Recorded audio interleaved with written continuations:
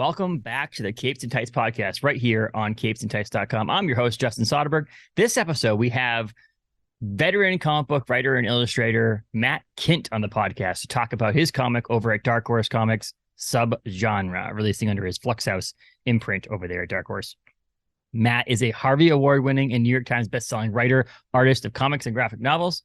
His works include Mind Management, BRZRKR he did along with Keanu Reeves, Bang, Eniac, Revolver, 3 Story, Superboy, Two Sisters, and Pistolwhip, and more. He is nominated for 4 Eisner Awards and 3 Harvey Awards, which he's won once. He has published his work in French, Spanish, Italian, and German. He lives in St. Louis, Missouri with his wife and Dept H collaborator and colorist and artist, Sharlene Kindt. He's also released recently over at Flux House at Dark Horse Comics, Hairball, as well as the upcoming Subgenre he did with his Bang collaborators, Wilfredo Torres and Bill Crabtree. Enjoy this episode. But before you do, follow us on Facebook, Instagram, Twitter, and Blue Sky, as well as rate, review, subscribe, all those things over at Spotify, Apple, and all your major podcasting platforms. Enjoy this episode with Matt Kindt talking about Subgenre at Dark Horse Comics. Thanks, everyone.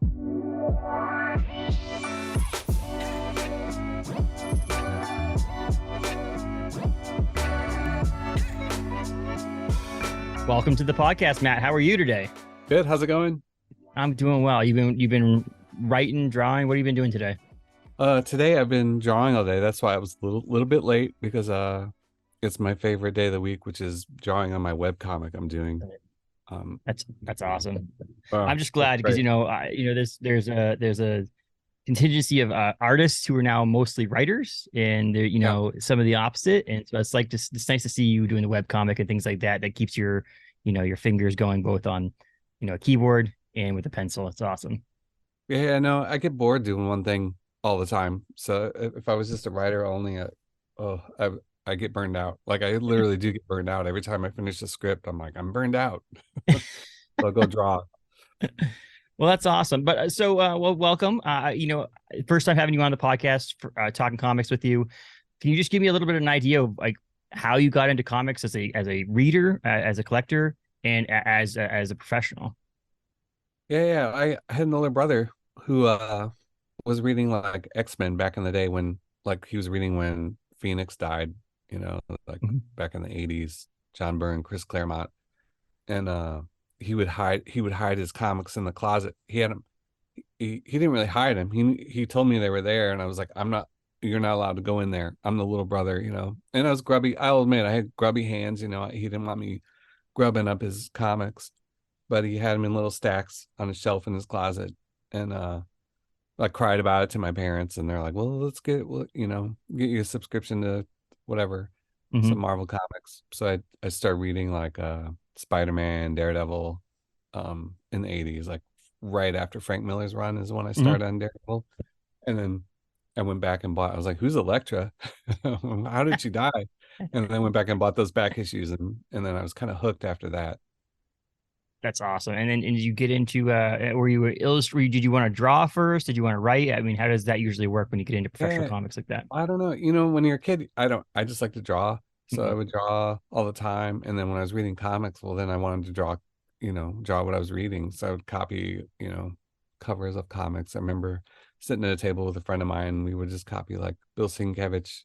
I remember specifically a cover of New Mutants that he drew with Cannonball on it or something. I was trying to copy that, just to kind of not really to learn how to draw. I just like making marks, I don't know that I was consciously like learning how to make comics or anything, but it just sort of happened. And then as I got older, ended up going to art school, took some writing classes, and then it started coming together like, oh, I think this is what I want to do. I really love this art form.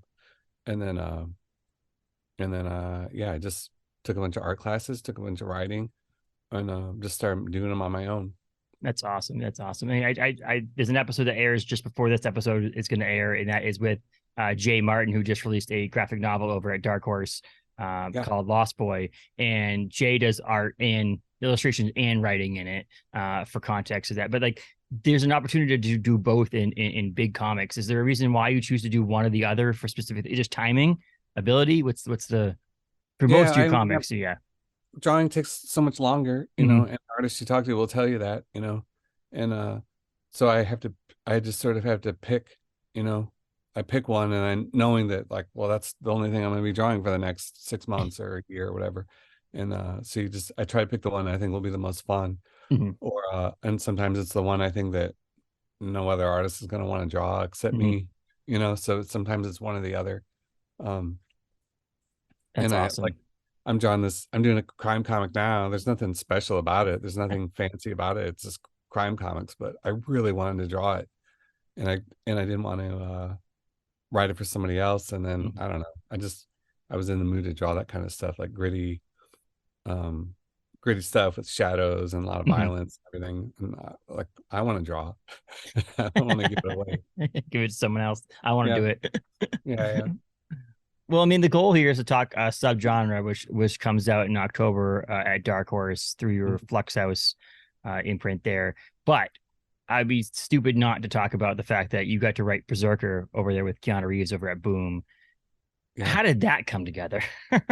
Yeah, the publisher sort of set it up. They called me and wanted to know if I wanted to co-write a book with Keanu, and I was like, oh, I don't know, what's the idea? And I was a little skeptical. They flew me out, and I had a meeting with him, and then he pitched it to me, and he had a sort of a twist on the idea. Issue 12's out now, so that it's like sort of a cosmic twist at the end. Yeah. And when he pitched me that, I was like, yeah, I really like that. I like that it was kind of weird, a little bit more out there than I thought, and I was like, yeah, if we can figure out how to connect the dots to get to that, I would be in. And then he was totally involved the whole time. We every script we literally wrote together. And it was fun. It was just one of those bizarre things, you don't I didn't never would have predicted it, but there it is. Well, I mean, it's bizarre on your side too, because you got to Yeah. co-write it with Keanu. But in the same sense, I think a lot of people out there who maybe fringe comic book readers or so on and so forth sees Keanu's name. First of all, I think a lot of people see Keanu on the cover, like they're like, wait, that looks like Keanu. That's really weird. Yeah. And then like, no, no, Yeah. no, he co-wrote that, and they're like, oh, what? And that's surprising. Let alone being able to work and write alongside of him. Obviously, it's probably a surprising thing too. Yeah, no, it's great. And honestly, and at the time, I will say at the beginning I was apprehensive. I was like, oh, is this like am I selling out? Am I just doing like a ghostwriting thing, and then he's not involved? And I was a little worried about that until I met him and we started talking and then start working together. I was like, oh, no, no, that's people can think that all they want to. I can't control what people think, but I know what we did and what the process was. And at the end of the day, like I love comics. Like I'll be doing comics till I can't do them anymore, and I've been doing them 20 years. And so I thought I was like, what I liked about this project that I hadn't predicted was how many more readers it's bringing to comics.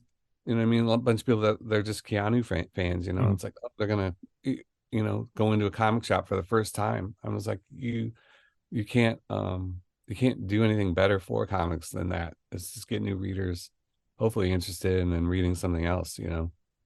It's funny. I just mentioned this to someone else recently too about, I mean, I talked to Patton Oswalt and I felt the same way where Mm. Patton being a comedian and actor, and writer in Hollywood, Yeah. bringing that idea, just someone reading the name on the book and then maybe they're hooked. Maybe they read, Keanu's name and then Matt, and they go see you and Yeah. read all your other books, and maybe they help sell your books in general too. I mean, yeah, and you love comics. You can tell in your writing and your art and stuff like that that you do enjoy the industry of comics. So you would make the right decision on whether or not it was smart to work with Keanu or not. And it sounded like it turned out pretty well.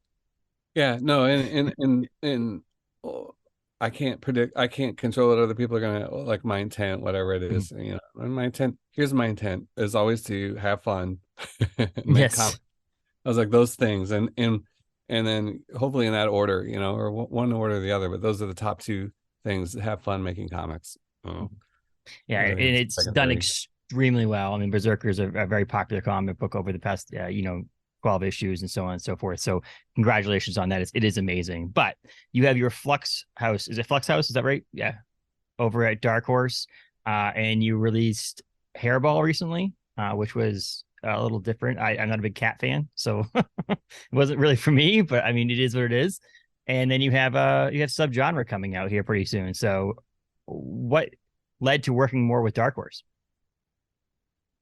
With Dark Horse, they've been good to me like for my whole career. Like I'm trying to think my first book for them, what was it, Three Story? I think they was the first book they published, and then ever since then they've either wanted to work with me or and I bounced around just to try out different publishers.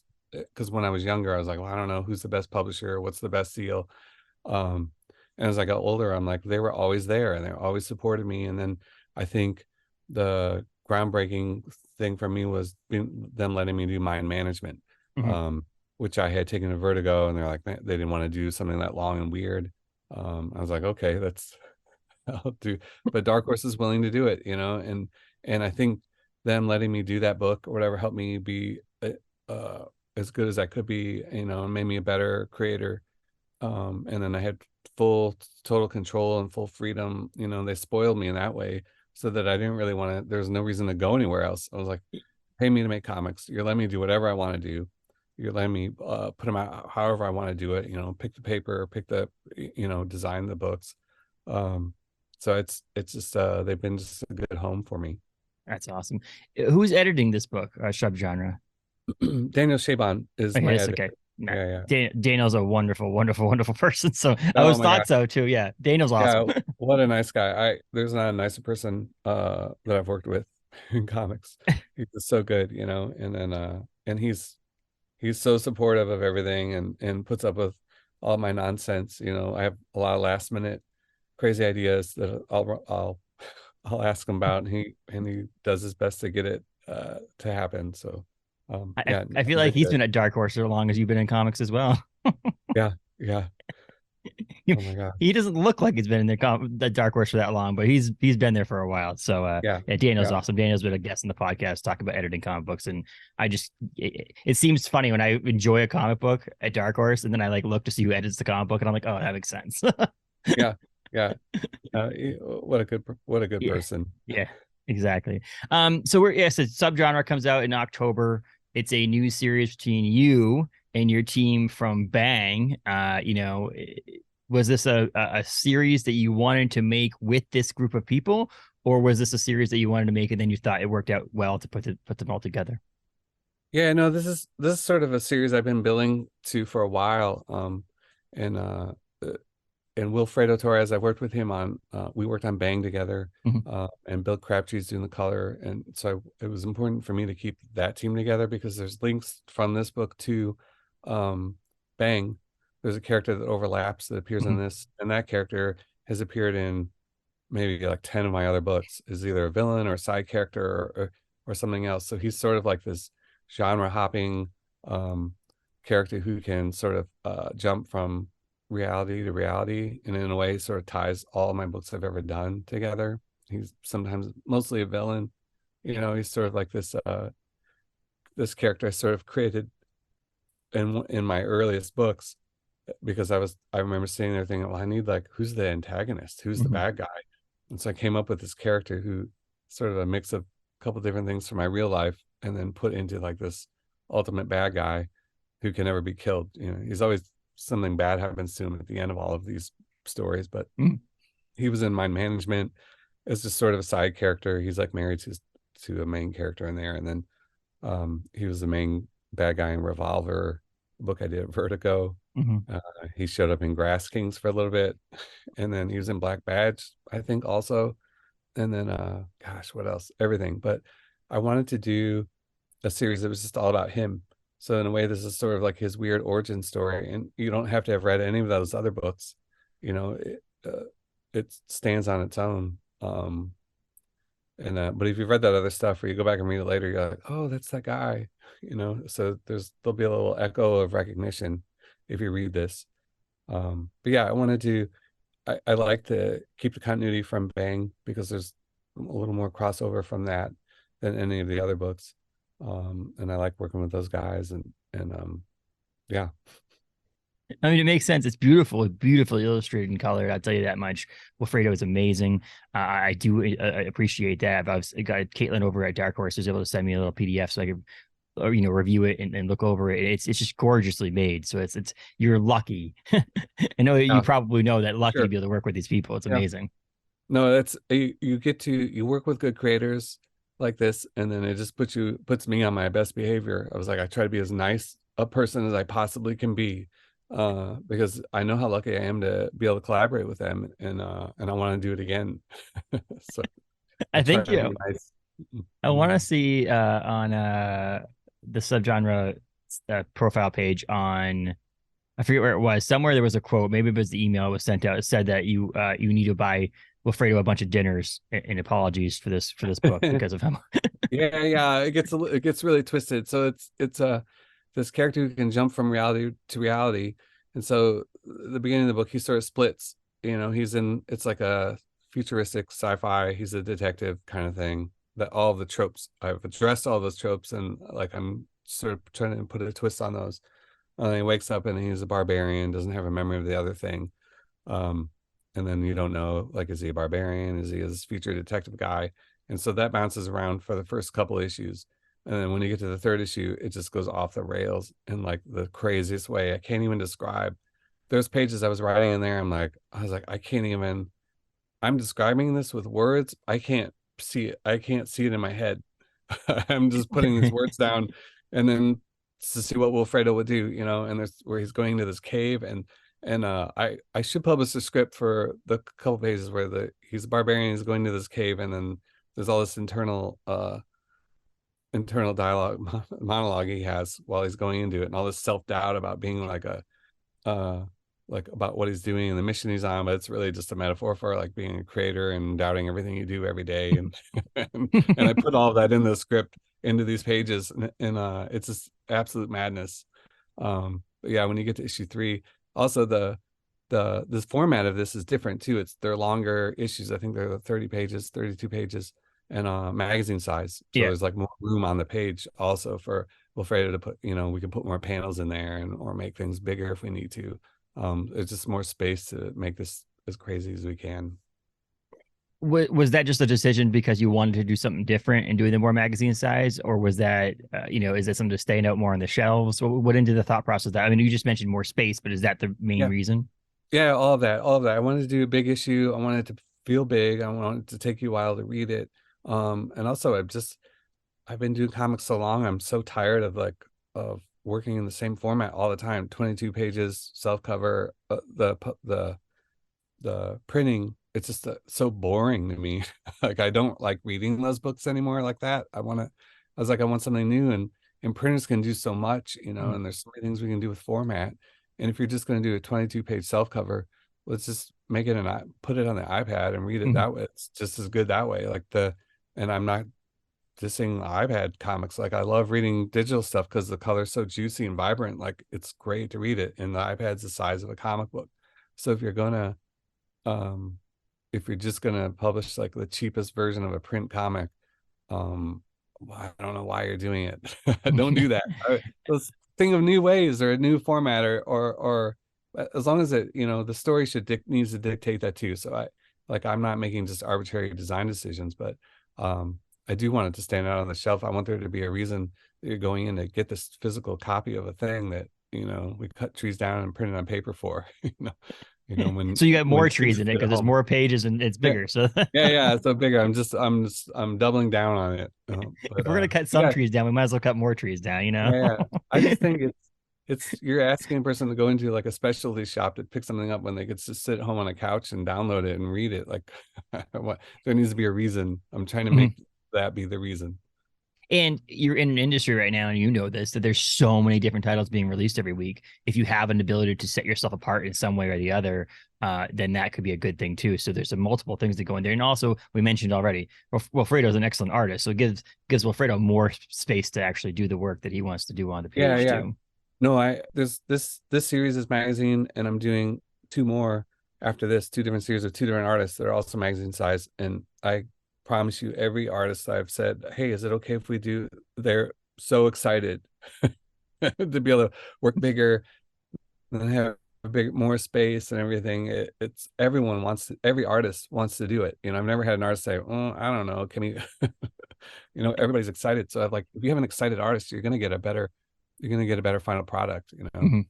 Exactly. And I mean, you're lucky enough 20 years into the business to be able to work with people you want to work with too, which is nice. The The series comes out in October. Is it an ongoing series or just a mini series? Yeah, Say that again. no, it's good. Yeah, the older I get, the more you work with people, make friends. Yeah, you're breaking up a little bit there. Is this a mini series or an ongoing series? It's a miniseries. Miniseries. Okay. Yeah. Is it, no, 5 or 6 issues, or is it going to be long? I don't know what's technical definition of a miniseries nowadays. I don't even know.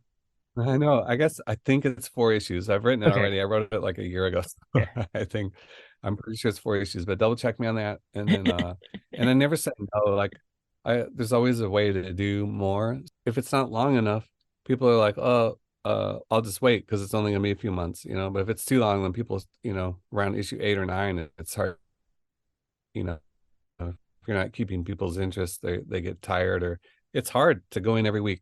Like as I get older, I don't go into the comic shop every week, so it's hard to ask people to do that. So I'm really, as a creator, it's on me to make Yeah. people want to go in every week or every month. I'm just, I think you have us as completionists, the people who want to pick up an issue and go, okay, I can commit to 4 issues, even if the series sucks. You're Yeah, in issue yeah, 3. You're yeah. like, I got to get issue 4. So you're already selling me on a fourth issue of a series Yeah, that's if it's good. only 4 issues long. And if I really liked it, then I'm buying the trade too. So there's that. Yeah, yeah, no, that's good. All of it helps. It all helps. Also, here's what I like about the single issues is the variant covers and everything. People feel differently about variant cover stuff, but I love doing them because it gives me a chance to, I get to do one. I get Mhm. to give work to my friends, other artists that I want to work with. They're too busy, but hey, I can do a cover. So it's a chance to collaborate with other people, and then just give work to other illustrators. Yes, exactly. And you got a Brian Hurt variant on issue 1, I see. Is that correct? Yeah.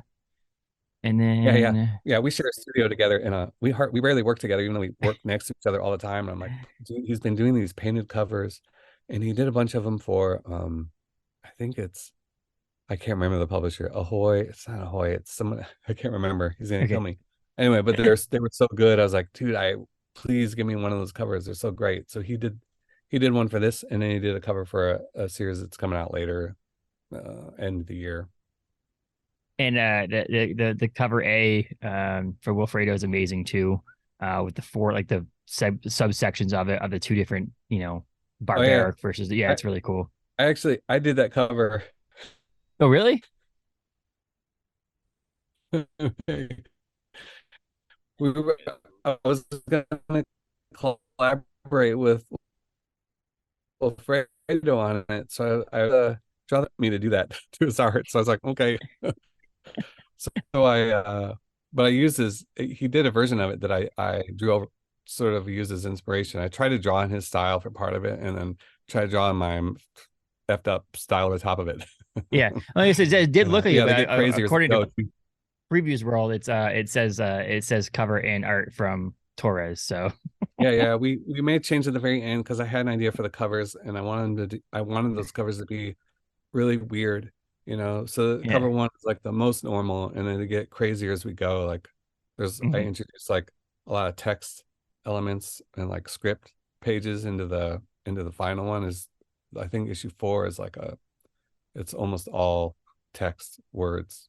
So there's like a story on the front cover that's a little weird, Yeah. but I felt bad. I didn't want to ask Wilfredo to go down the trail of madness with me. You gotta buy Wilfredo more dinners if you Yeah, do yeah, I need that. more beers. Yeah, he gets more beers. That's awesome. I'm so excited to read the rest of the series. The first issue is dynamite. I'm excited for people to read it. I mean, there's a simple quote. This is a mind-bending, multi-dimensional murder mystery. Was a great, great explanation of what the Yeah, book yeah, is. yeah. It's cool. If you explain to other people out there how closely you mentioned a people crossover, but like how closely or how different it is from other Matt Kindt books. Like, what do you think for your fans?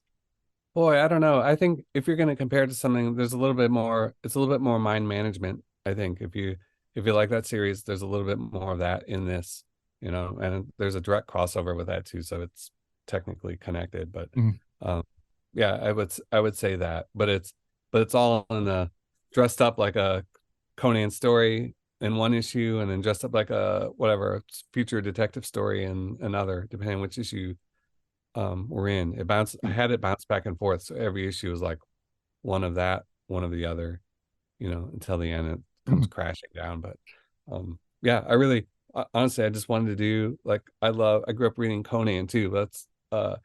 I went to a local shop every week, and they had a big sale on a ton of their back issues.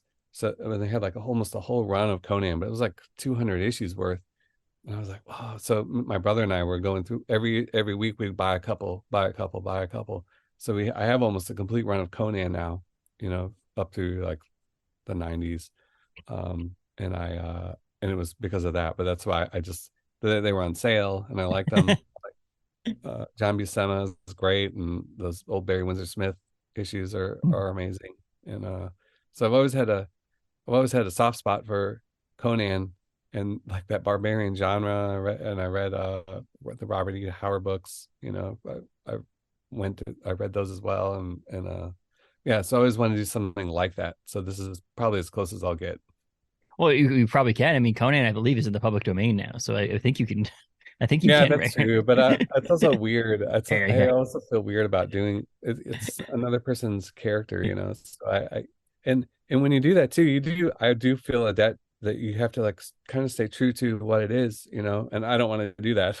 I want to do my own barbarian. That's weird, kind of funny. Yeah, I can see that. I could understand that too. You have to like walk the line. I mean, I think Dana Warren Johnson's walking that line right now with the whole Transformers thing, where it's like he wants to do the original stuff, but they also want him to do the weird stuff and or different stuff. And I think it is a little fine line that you have to walk on that one. But making your own barbarian style story is the way to go, and that's what you kind of did with subgenre here. Yeah, no, it's good. Like, I don't have anything more to add to Conan. Like what more do you need from him? But I do feel like I could add something to fantasy genre, sword and sorcery genre. I could do something with that's different, but as soon as you link it to a pre-existing character, then you're kind of hemmed in a way, and that's not interesting to me. So, I mean, subgenre from Dark Horse hits shelves October 18th, I believe now. And that's, issue number 1, and it will come out monthly. It seems like for 4 months. That's your book over at Dark Horse with Wilfredo Torres, Bill Crabtree, and edited by our friend Daniel Chauvin. And, but yeah, so that's available October 18th, but also grab Berserker in trade as well. That's out on shelves now. At least the first trade. Is the second trade hit yet? I don't remember now. I don't know. They give me boxes and boxes of comps. I don't know what comes out when, but I think it has to be. Yeah, I know I have the second one for sure. Yes. Let's see here. Yeah, I believe it has. Yeah. Let's see. Yeah, I should make sure. Yeah, just so it hasn't come out in bookstores yet. I don't think. I think it says September 27th on. Oh, that's last year. Never mind. You're right. It has come out. I'm wrong. Yeah. So yes, it's been out for a while. So grab Berserker issues volume 1 and volume 2. And I heard they're making some toys and things like that now, is what I heard. Yeah, sounds good. I don't get any of that money, but I'll gladly have some Berserker toys on my shelf. Well, yes, if you'll have some on your shelf, and hopefully someone goes out and buys the trade and stuff like that because they saw no, it. Dude, so I don't care. Here's the thing: is Berserker was stuff on, but and it's try to craft into a good book, but yeah, it's good. I'm glad it's doing well, and it's gonna be exciting. I want a lunchbox. Yes, there you go. One that has a bullet holes in it is what you need. Yeah, oh, that'd be great. Still, one of my favorite artists of all time is Michael Del Mundo, and the Michael Del Mundo cover is absolutely fantastic for Berserker. So I'm loving that too. So, but yeah, I really appreciate you taking the time out of your day to come on and chat subgenre, a little bit of Berserker and all that other stuff. Please, anybody who's listening, to follow Matt on social media for any new updates and things like that. That Matt has coming down, and if you see him around and about, buy his stuff because it's really good, and we recommend all of it. I was going to say most of it. We recommend all of it. Let's be honest. We recommend all of Matt's work. So again, thank you so much for taking your time to come on the podcast and chat comics with us. Hope to have you on again in the future if you continue working as hard as you are now. Yeah, thanks, man. Appreciate it. Absolutely.